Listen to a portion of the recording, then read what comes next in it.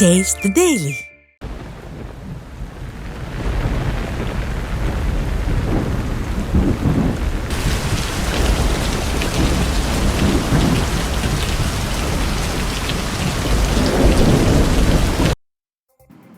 விருதுநகர் மாவட்டம் ராஜபாளையம் மற்றும் அதன் சுற்றுவட்டார பகுதிகளில் கடந்த 2 மாதங்களுக்கு பிறகு இடியுடன் கூடிய கனமழை பெய்தது.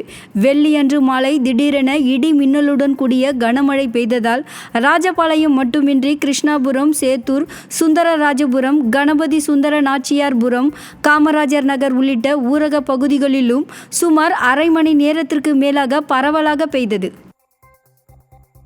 கடலூரில் 1 மணி நேரத்திற்கும் மேலாக பெய்த கனமழை காரணமாக வாகன ஓட்டிகள் அவதிக்குள்ளாகினர். கடலூர், நெல்லிக்குப்பம், திருப்பாதிரி புலியூர், திருவந்திபுரம் உள்ளிட்ட சுற்றுவட்டார பகுதிகளில் சுமார் 1 மணி நேரத்திற்கும் மேலாக பெய்த கனமழையால் குளிர்ச்சியான சூழல் நிலவியது. மேலும் மழை காரணமாக சாலைகளில் நீர் தேங்கியதால் வாகன ஓட்டிகள் அவதியடைந்தனர்.